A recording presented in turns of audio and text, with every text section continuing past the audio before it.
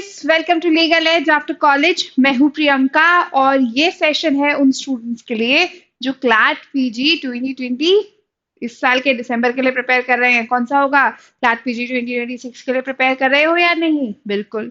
तो एक ऐसा सब्जेक्ट है जो काफी परेशान करता है, क्योंकि या तो हमने ग्रेजुएशन में ध्यान से पढ़ा नहीं होता है। क्यों नहीं पढ़ाता है? क्योंकि हमें कॉर्पोरेट वर्ल्ड में जाना था या फिर हमें प्रैक्टिस करनी थी, और दोनों ही एरियाज में पब्लिक इंटरनेशनल लॉ का ज्यादा रिलेशन नहीं होता है।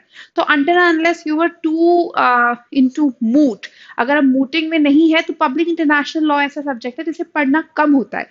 सिर्फ डिग्री का एक सब्जेक्ट है जिसे हम पढ़ते हैं, बट ये एक ऐसा सब्जेक्ट भी है जो क्लैट पीजी में बहुत ज्यादा इंपॉर्टेंट है, क्योंकि ये बहुत ज्यादा मार्क्स कैरी करता है। तो आप पब्लिक इंटरनेशनल लॉ को इग्नोर नहीं कर सकते। पब्लिक इंटरनेशनल लॉ पढ़ने के लिए दो चीजों को ध्यान से पढ़ना होता है। पहला, जिसके इंपॉर्टेंट कॉन्सेप्ट्स हैं वो, यानी कि nature and sources of public international law, जहां पर आर्टिकल 38 ऑफ आईसीजे बहुत इंपॉर्टेंट रोल प्ले करता है। So you need to learn all the sources mentioned under article 38, be it treaties, be it customs, international customary law to be precise, general principle of law, jurist के opinion and ICJ का decision. Right? तो judicial decisions, sources important है। इसके अलावा how municipal law is considered when it comes to public international law, so the relationship between both, recognition and recognition से related theories, state jurisdiction and इससे related theories. Right? इसके अलावा United Nations, उसके related सारे articles जो कि UN charter में दिए गए हैं, यूनाइटेड नेशंस की सारी के सारे organs along with the agencies, important dates, important events, सारे के सारे इंपॉर्टेंट कन्वेंशंस जो कि पब्लिक इंटरनेशनल लॉ का पार्ट बनते हैं, स्पेशली ट्रीटी, जहां पे Vienna convention of law of treaty की बात करी गई है। कई जगहों पे लॉ ऑफ सी भी या पब्लिक इंटरनेशनल लॉ का पार्ट होने लगा है। And not just this, topics like asylum, topics like extradition, right? Topics, there are various topics, for example, refugees become part of public international law. तो public international law एक ऐसा area हो गया है जिसे बहुत सारे टॉपिक्स कवर करने पड़ते हैं। तो मेजर एक जो डिफिकल्टी स्टूडेंट्स फेस कर रहे हैं वो है कि 2024 से लेकर 2025 तक ऐसा कोई करंट चेंज आया है, ऐसा कोई इंपॉर्टेंट इशू आया है पब्लिक इंटरनेशनल लॉ में, कोई कंटेम्प्रेरी इशू है क्या जिसे पढ़ने की जरूरत है? तो हाँ है। कौन से हैं वो कंटेम्प्रेरी इश्यूज, वो हम आज के सेशन में डिस्कस करेंगे। So just after discussing the syllabus with you, let's discuss the contemporary issues. Right? तो यहाँ मैं आज आपके साथ 3 कंटेम्प्रेरी इश्यूज डिस्कस करने वाली हूँ। ये पब्लिक इंटरनेशनल लॉ में आए हुए 3 मेजर की डेवलपमेंट है आफ्टर दिसंबर 2024 टिल नाउ। तो सबसे पहला डेवलपमेंट है जहां आईसीसी ने, यानी कि आपके इंटरनेशनल क्रिमिनल कोर्ट ने अरेस्ट वारंट इशू कर दिया है तालिबान लीडर्स के अगेंस्ट। अब देखो, जब ये इशू आ रहा है तो आपको रोम स्टैट्यूट के बारे में पता होना चाहिए। आईसीसी क्यों आया, इंटरनेशनल क्रिमिनल कोर्ट क्यों आया, वो भी पता होने चाहिए। इंटरनेशनल क्रिमिनल कोर्ट का किन किन क्राइम्स के ऊपर जुरिस्डिक्शन है, स्टेट का उसमें क्या इन्वॉल्वमेंट है, किस किस स्टेट ने आईसीसी को साइन करके रैटिफाई किया है, क्या इंडिया उसमें से एक स्टेट है, एंड आईसीसी आने के पहले जब क्राइम होते थे उसे हम किस तरीके से टैकल करते थे। तो यहाँ पे 3 आपको ट्रायल्स पता होने चाहिए। आपको न्यूरमबर्ग ट्रायल, आपको आईसीटीवाई यानी कि international criminal tribunal Yugoslavia, international criminal tribunal Rwanda पता होना चाहिए। राइट? सो आईसीसी की बेसिक नॉलेज तो रखना ही रखना, उसके बाद फिर ये इशू आपको पता होना चाहिए। दूसरा, रिसेंटली अभी इंटरनेशनल कोर्ट ऑफ जस्टिस ने एक एडवाइजरी ओपिनियन देने की बात कही है, अभी दिया नहीं है, याद रखना, कही है क्लाइमेट चेंज के ऊपर। तो आईसीजे एडवाइजरी ओपिनियन क्या दे सकती है? दे सकती है। तो आईसीजे के स्टैट्यूट में कौन सा आर्टिकल है जो इस बारे में बात करता है? कौन से स्टेट्स हैं, क्या वो स्टेट्स जिन्होंने यूएन के चार्टर को साइन करके यूएन के स्टेट पार्टी से वो आईसीजे से एडवाइजरी ओपिनियन ले सकते हैं? क्या सिर्फ क्या ये कि यूएन का सिक्योरिटी काउंसिल ले सकता है, या फिर जनरल असेंबली का कोई भी मेंबर ले सकता है? किन किन मैटर्स पे आईसीजे अपना ओपिनियन दे सकता है? ये आईसीजे से रिलेटेड चीजें हो गई है। अब आईसीजे की बात निकली है तो यूनाइटेड नेशंस के चार्टर में आईसीजे को कब यूएन का इंटीग्रल पार्ट बनाया गया, आईसीजे का सेपरेट स्टैट्यूट क्यों है, और आईसीजे जुरिस्डिक्शन देते वक्त किस तरीके से सोर्सेस को कंसीडर करता है, यानी कि आर्टिकल 38, और इस पे किस तरीके से आर्टिकल 58 एक सॉर्ट ऑफ रिस्ट्रिक्शन लगाता है, वो भी आपको पता होना चाहिए। राइट। तीसरा जो आज इशू हम पढ़ने वाले हैं वो है यहाँ पे Hague convention on the mutual legal assistance. एक ऐसा कन्वेंशन है जो रिसेंटली साइन किया गया है, जो कि वॉर रिलेटेड क्राइम से काफी ज्यादा रिलेवेंट है। चलो तीनों फिर इश्यूज देखते हैं। तीनों ही की डेवलपमेंट आपकी इस साल के एग्जामिनेशन के लिए इंपॉर्टेंट हो जाएंगे। अब देखो, पहला जो की इशू है वो है इंटरनेशनल क्रिमिनल कोर्ट का अरेस्ट वारंट इशू करना तालिबान लीडर के अगेंस्ट। अब फैक्ट्स एंड बैकग्राउंड्स की बात करूं तो ये देखो, आईसीसी का ये जो डिसीजन है वो सबसे पहली बात तो डिसीजन आया क्यों, राइट। तो यहाँ पे international criminal court, international criminal court is different and international court of justice is different. International court of justice is the integral part of United Nations under UN charter. ICC is something else. ICC world war 2 के बाद जब बहुत सारे crimes हुए Germany and Japan ने, तो एक नई डेफिनेशन निकल कर आई ऑफ लॉट ऑफ क्राइम्स, जैसे कि war crimes, crimes against humanity, genocide. तो उनके लिए ट्रिब्यूनल स्टैब्लिश होने लगे, यूगोस्लाविया, रवांडा जैसे जगहों पे ट्रिब्यूनल स्टैब्लिश हुए। But after that states realise कि हमारे पास एक ऐसा क्रिमिनल कोर्ट होना चाहिए जो कि आईसीजे स्टेट्स के अगेंस्ट में ट्रायल करता है। इंडिविजुअल जो क्राइम कमिट कर रहे हैं उनका क्या, उसके लिए आईसीसी स्टैब्लिश किया गया। आईसीसी का स्टैट्यूट रोम में स्टैब्लिश हुआ था, रोम कॉन्फ्रेंस में, इसलिए उसे रोम स्टैट्यूट कहा जाता है। इंडिया उसकी पार्टी है या नहीं, ये आपको डेफिनेटली पता होना चाहिए, राइट। नेक्स्ट इज देखो, अब इस केस में हुआ क्या था, केस नहीं है एक तरीके से इशू है। तो इस इशू में हुआ क्या है, तो यहाँ पे आईसीसी ने अरेस्ट वारंट इशू करे हैं तालिबान सुप्रीम लीडर्स के अगेंस्ट। स्पेशली किस किस के अगेंस्ट, हिबातुल्ला अकूजंदा and chief justice Abdul Hakim Haqqani के अगेंस्ट। क्यों, क्योंकि 2021 अगस्त 2021 के बाद से बहुत सारे ऐसे केसेस हैं, देयर आर मैसिव केसेस जहां पर community, not I wouldn't say community, but group target attacks किए जा रहे हैं, ग्रुप टारगेट परसिक्यूशन किया जा रहा है।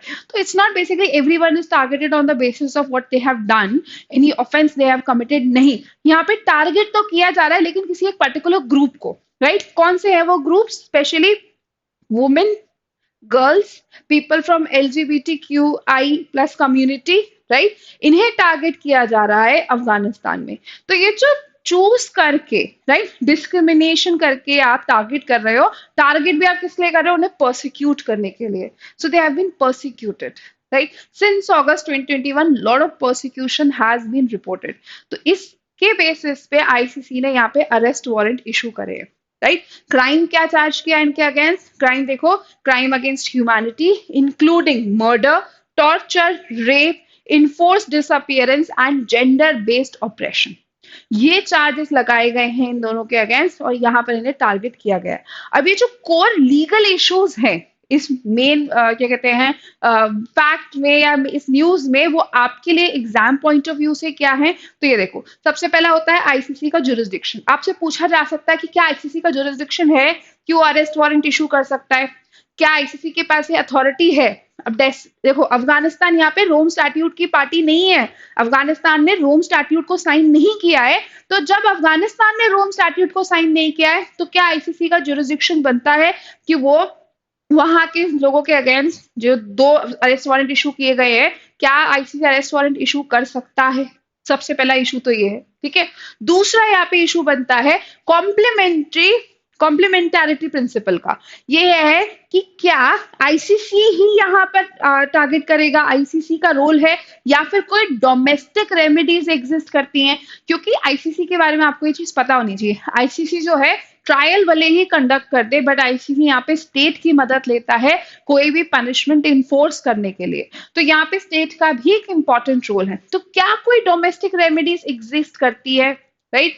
क्या इंटरनेशनल क्रिमिनल इंटरवेंशन अप्लाई करने की जगह ये मैटर किसी डोमेस्टिक रेमेडी से जो है सॉल्व किया जा सकता था, और अगर सॉल्व किया जा सकता था तो क्यों फिर उस नेशन की सोवरेनिटी को ब्रीच करते हुए यहाँ पर आईसीसी ने इंटरवीन किया। तो यहाँ पे सोवरेनिटी भी क्वेश्चन हो जाती है।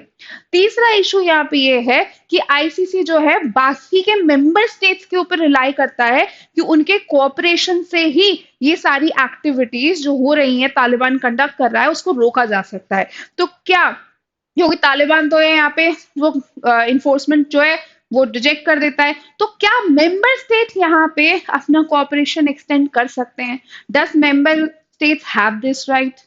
तो ये 3 इश्यूज हैं जो आपको मेनली यहाँ पर एड्रेस करने हैं। अब इंटरनेशनल लॉ से इसका सबसे बड़ा सिग्निफिकेंस क्या है? तो इंटरनेशनल लॉ से इसका सबसे बड़ा सिग्निफिकेंस ये है क्योंकि ये पहला बहुत बड़ा लैंडमार्क मूव है जो इंटरनेशनल क्रिमिनल कोर्ट ने लिया है। इंटरनेशनल क्रिमिनल जस्टिस के अंदर ये सबसे बड़ा मूव है। एक तरह की अकाउंटेबिलिटी सेट करता है स्टेट लेवल पे जहां कहीं भी ह्यूमन राइट्स वायलेशन हो रहे हो। मोस्ट इंपॉर्टेंटली ये juice cogen, that's not I that's J, juice cogen के नॉर्म को इन्फोर्स कर रहा है। तो ये आपको पता होना चाहिए दोस्तों कि ज्यूस कोजन होता क्या है, प्री एम्प्टी नॉर्म्स कौन से होते हैं, ज्यूस कोजन क्या होता है, राइट? जैसे कि जो जेंडर राइट्स की बात की गई है, जहां पे स्टेट की रिस्पॉन्सिबिलिटी है प्रोटेक्ट करना किसी भी पर्टिकुलर जेंडर को, अगर वो टारगेट की जा रही है, डिस्क्रिमिनेशन किया जा रहा है या परसिक्यूशन किया जा रहा है, अगर नहीं हो रहा है तो जूस कोजेंस वहां वायलेट होता है और यहाँ पे जूस कोजेंस को इन्फोर्स करने की रिस्पॉन्सिबिलिटी इंटरनेशनल क्रिमिनल कोर्ट ने ली है। तो एक बहुत बड़ा प्रेसिडेंट यहाँ पे सेट हुआ है जब अरेस्ट वारंट इशू हुए थे, राइट? कि यदि आप जेंडर बेस्ड वायलेंस करते हो, gender based human rights violate करते हो, आप किसी पर्टिकुलर ग्रुप को टारगेट करके जो है उनके राइट्स वायलेट कर रहे हो, या फिर अगर क्राइम अगेंस्ट ह्यूमैनिटी कर रहे हो, तो यहाँ पे that individual can be targeted despite a state is not being party of the Rome statute. तो इस वजह से ये इंटरनेशनल लॉ में एक बहुत ही सिग्निफिकेंट मूव है। हो सकता है कि एक सिचुएशन एक्सप्लेन करते हुए आपके पास एक लंबा चौड़ा पैराग्राफ आ जाए एंड उस पैराग्राफ के बेसिस पे आपसे जेनोसाइड कन्वेंशन से क्वेश्चन पूछ लिया जाए, आपसे इंटरनेशनल क्रिमिनल कोर्ट के स्टैट्यूट से क्वेश्चन पूछ लिया जाए, आपसे सोवेरेनिटी सेल्फ डिटर्मिनेशन से क्वेश्चन कर लिया जाए, राइट? तो इशू ये है, बट इस इशू के आसपास जो भी प्रिंसिपल्स रिवॉल्व करते हैं ना, that will become part of your question and that is why this particular issue in international platform is important for your preparation. तो इसे प्लीज अच्छे से कवर कर लीजिएगा, right? Moving on to the next issue. Next issue क्या है भाई? Recently International Court of Justice ICJ से उसका एडवाइजरी ओपिनियन मांगा गया है, किस पे? क्लाइमेट चेंज पे। थोड़ा सा इसका यहाँ पे एक कंटेक्स्ट दे देते हैं। एक ग्लोबल रिक्वेस्ट की गई है, बहुत सारे स्टेट्स ने मिलकर यहाँ पे एक ग्लोबल रिक्वेस्ट करी है इंटरनेशनल कोर्ट ऑफ जस्टिस से कि आप अपना एडवाइजरी ओपिनियन हमें दे दीजिए कि जो क्लाइमेट चेंज की प्रॉब्लम आ रही है, जो अर्थ वार्म होती जा रही है, ग्लेशियर्स पिघल रहे हैं, उसमें उसको हम कैसे टैकल कर सकते हैं। स्पेशली जो आप ये देखो, वो छोटे छोटे क्या कहते हैं स्टेट्स जो कि आइलैंड के रूप में, जिनके चारों तरफ पानी है, अर्थ वार्म हो रही है, वार्म होने की वजह से ग्लेशियर्स पिघल रहे हैं, वो नीचे आते हैं, सी का लेवल बढ़ता है। जो छोटे छोटे जो स्टेट्स हैं, जैसे कि फॉर एग्जांपल मालदीव, जो चारों तरफ पानी से घिरा हुआ है, अगर जैसे जैसे सी का लेवल बढ़ता जाएगा, मालदीव जो है डूब जाएगा। तो इनके लिए एक बहुत बड़ा एग्जिस्टेंशियल थ्रेट है यहाँ पे। तो क्लाइमेट चेंज की इस प्रॉब्लम से कैसे डील किया जाए, राइट? अब सवाल ये उठता है कि क्या ये एडवाइजरी ओपिनियन जो दिया जाएगा वो बाइंडिंग होगा, राइट? तो यहाँ पे देखो, एक ऑलरेडी एक बाइंडिंग एडवाइजरी ओपिनियन दिया जा चुका है इंटर अमेरिकन कोर्ट ने, जो जुलाई 2025 में ही आया है। तो अगर उस लॉजिक के हिसाब से जाएं, राइट, तो right to stable climate is the fundamental right, right? और हर स्टेट की एक रिस्पॉन्सिबिलिटी है, स्टेट से मेरा मतलब हर कंट्री की एक रिस्पॉन्सिबिलिटी है यहाँ पे कि वो अपने ग्रीन हाउस गैसेस का ध्यान रखे, जो है पोल्यूशन कम करे, एमिशन कम करे, जितना हो सके एफॉरेस्टेशन करे, जितना हो सके क्लाइमेट चेंज में कंट्रीब्यूट करे एक स्टेबिलिटी की तरफ, राइट? अब अगर ये स्टेट्स ऐसा नहीं कर रहे हैं तो उन स्टेट्स पे क्या पेनल्टी होनी चाहिए, उन स्टेट्स पे किस तरीके से लाइबिलिटी दी जानी चाहिए, वो एडवाइजरी ओपिनियन यहाँ आईसीजे से मांगा गया है। बट क्या आईसीजे का एडवाइजरी ओपिनियन बाइंडिंग होगा? अब ये शेड्यूल्ड है 23 जुलाई 2025 को, तो इसका इंतजार मैं भी कर रही हूँ, आप भी करिएगा, राइट? जो मेन लीगल क्वेश्चंस यहाँ पे अराइज होते हैं, जो आपसे पूछे जा सकते हैं इसकी इवेंट से, वो है सबसे पहला कि इंटरनेशनल लॉ क्या बाइंडिंग ऑब्लिगेशंस क्रिएट कर सकता है स्टेट्स पे? मान के चलो कि आईसीजे ने अपने एडवाइजरी ओपिनियन में ये बोल दिया कि हाँ, these many steps you can take to make sure कि क्लाइमेट चेंज कम हो जाए, ठीक है? अब अगर हर स्टेट पे कोई रिस्पॉन्सिबिलिटी डाल दी या हर स्टेट पे कोई लाइबिलिटी डाल दी, बट यूनाइटेड नेशंस का चार्टर ये कहता है कि यूएन भी किसी स्टेट की सोवरेनिटी को चैलेंज नहीं कर सकता, किसी स्टेट के डोमेस्टिक मैटर में इंटरफेयर नहीं कर सकता। हम सेल्फ डिटर्मिनेशन का राइट भी देते हैं और हम यहाँ पे सोवरेनिटी, इंडिपेंडेंस को पूरी तरीके से रिस्पेक्ट करेंगे। तो अगर आप सोवरेनिटी एंड इंडिपेंडेंस को रिस्पेक्ट कर रहे हो, तो क्या आईसीजे का ये ओपिनियन, जो एडवाइजरी ओपिनियन है, क्या आप वो स्टेट पे बाइंडिंग कर सकते हो? क्या आप स्टेट पे ये कंपल्सरी बोल सकते हो भाई ग्रीन हाउस गैसेस का एमिशन कम करो? क्या स्टेट्स पे ये बाइंड किया जा सकता है? कोई एक स्टेट दूसरे स्टेट पे बाइंड कर सकता है? क्या यूएन एज अ ऑर्गेनाइजेशन भी कर सकता है? अगर इसमें से कोई भी कर सकता है तो फिर सोवरेनिटी कहाँ गई, तो फिर इंडिपेंडेंस कहाँ गई? तो इंटरफेयर तो कर ही रहे हो। So the question of sovereignty comes, right? इसे ज्यूरिस्प्रूडेंस से रिलेट करके देखोगे तो ये भी हो जाएगा कि फिर सोवरेनिटी क्वेश्चन में है। फिर is international law true law अगर इन्फोर्समेंट नहीं है तो? ऑस्टिन के हिसाब से सैंक्शन नहीं है इसीलिए इंटरनेशनल लॉ ट्रू लॉ नहीं है। तो कहीं ना कहीं फिर ऑस्टिन की डेफिनेशन भी तो सही होती है। तो कई बार सब्जेक्ट्स को आपस में लिंक करके भी देखो, राइट? जो दूसरा क्वेश्चन रेज हो सकता है कि क्या स्टेट्स को कॉम्पनसेशन प्रोवाइड करना पड़ेगा जो भी अभी वल्नरेबल नेशंस के साथ उन्होंने गलत किया है? कुछ स्टेट्स ऐसे होते हैं जो फास्ट पेस पे डेवलप होते हैं, तो वो सबसे ज्यादा ग्रीन हाउस गैस एमिट करते हैं हमारे एटमॉस्फेयर में, और सबसे ज्यादा बड़ा रीजन है कि उनकी डेवलपमेंट एक्टिविटीज की वजह से आज क्लाइमेट चेंज हो रहा है। There are some states, for an example, the biggest example, the best example is Bhutan. Bhutan जो है वो सबसे कम आज की रेट में ग्रीन हाउस गैसेस एमिट करता है, बट इस क्लाइमेट चेंज का इम्पैक्ट भूटान पे भी तो आ रहा है। बहुत सारे ऐसे वल्नरेबल स्टेट्स हैं जिनका ग्रीन हाउस गैस के एमिशन में ज्यादा बड़ा रोल नहीं है, but they are also struggling because of the climate change. तो क्या वो स्टेट्स जो रिस्पॉन्सिबल है, क्या उन्हें कॉम्पनसेशन प्रोवाइड करना चाहिए क्लाइमेट फाइनेंस के रूप में वल्नरेबल नेशंस को?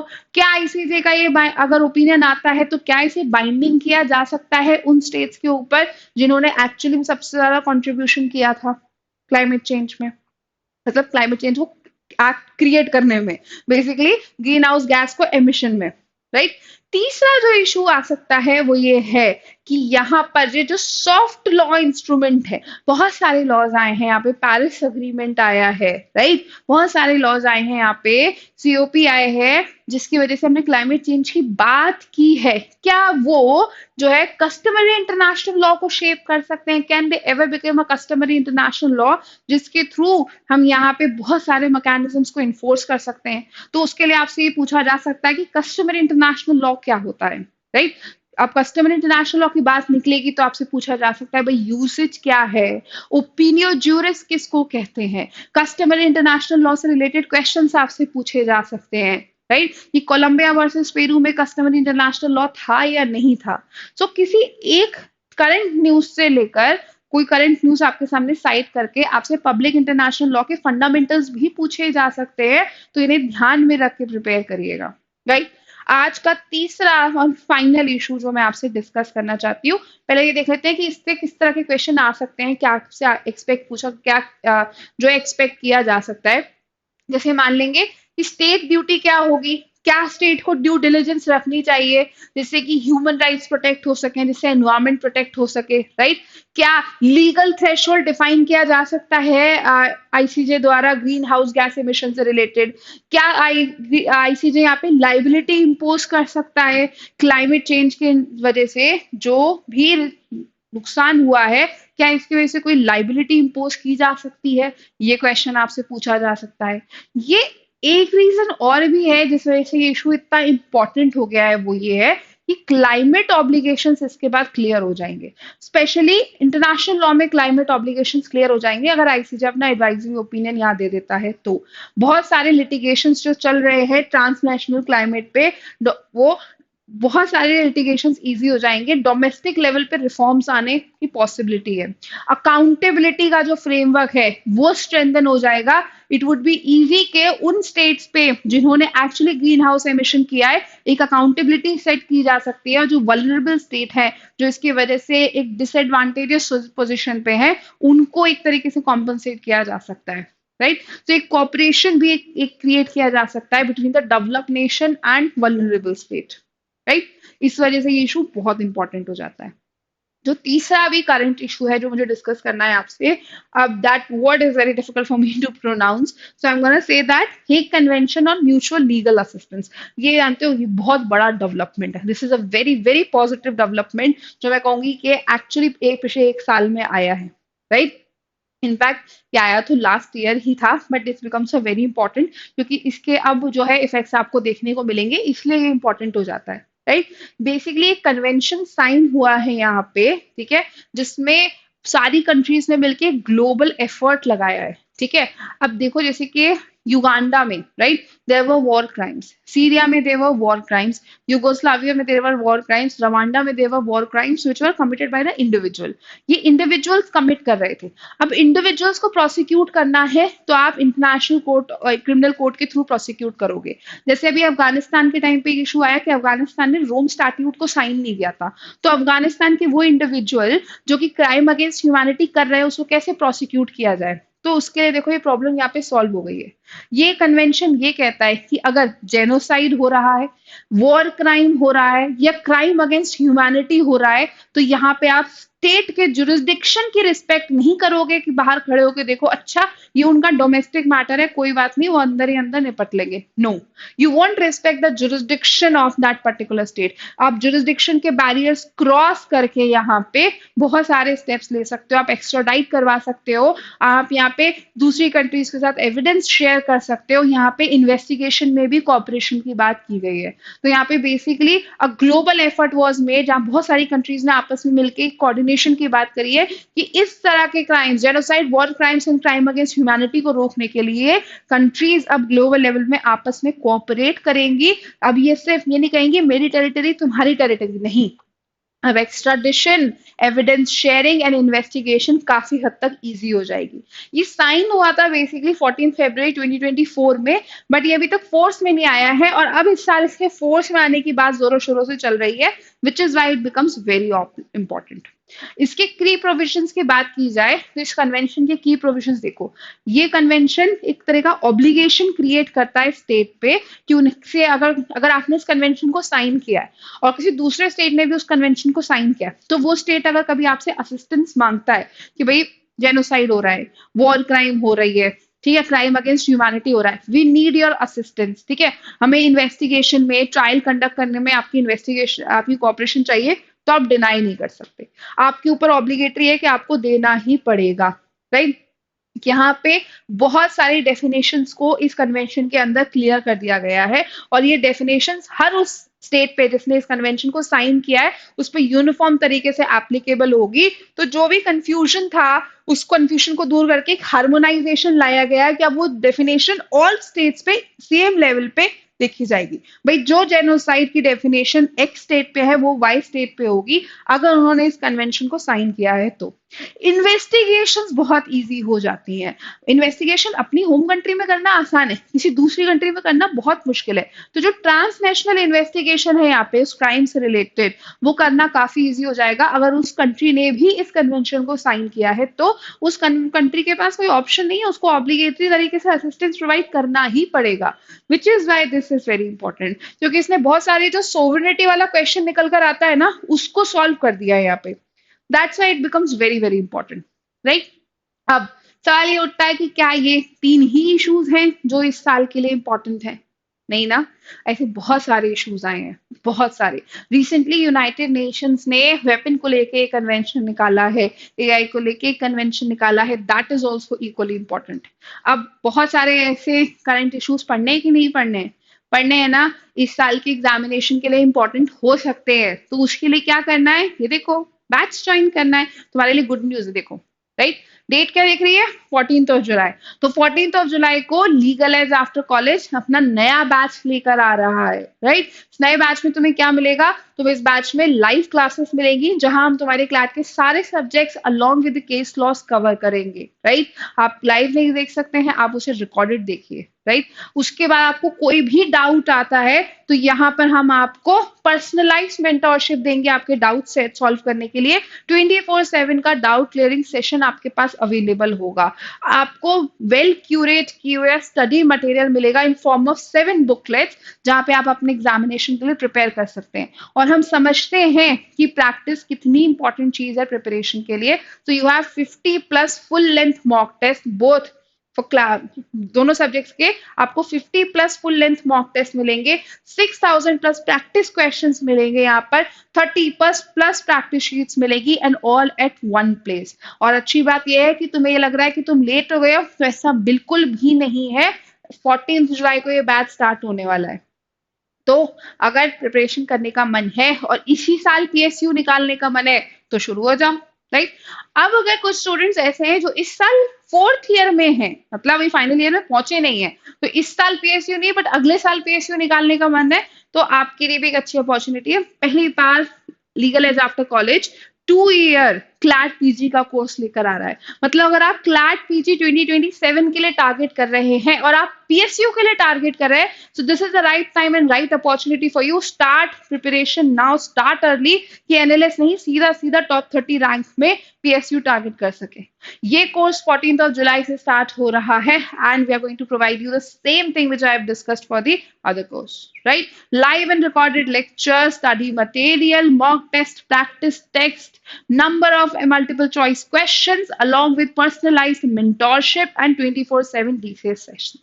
आपको सब कुछ एक ही जगह पे मिलेगा। और इससे बड़ी गुड न्यूज बताऊं, तुम कोई भी कोर्स चूज करो, be it 2 year LLM if you are in 4th year, or be it the batch which comes on 14 for this particular examination of December 2025, you can take the flat discount of 10%। सीधा LEACYT इस code का use करो, किसी भी course में enrol करो, तुम सीधा 10% फ्लैट डिस्काउंट अवेल कर सकते हो, राइट? तो किस बात का इंतजार है कि नहीं? प्रिपरेशन अच्छी चाहिए कि नहीं चाहिए? और जल्दी से बूस्ट करके एग्जामिनेशन निकालना है कि नहीं निकालना? तो वेबसाइट पे जाओ, कोर्स एक्सप्लोर करो, और अगर कोई भी डाउट हो तो हमें रीच आउट करो। You can give us a call on 6363286363, right? अब बताओ, इंटरनेशनल लॉ पे जो इश्यूज थे अच्छे लगे? और भी इश्यूज लेकर आऊंगी मैं, और भी अच्छी अच्छी चीजें लेकर आऊंगी, राइट? अभी अच्छी अच्छी चीजें आएंगी, वो तुम्हें कैसे पता चलेगा? जब तुम चैनल को सब्सक्राइब करोगे तब पता चलेगा। So first thing first, subscribe the channel, and if you like the video, like it, share it, but most importantly मुझे बताओ, ऐसा कोई करंट इशू है जिसके बारे में तुमने पढ़ा हो या सुना हो और पढ़ना चाहते हो उसके बारे में, तो मुझे कमेंट सेक्शन में बताओ and I will bring that issue to you, right? So until next time, bye bye, bye guys.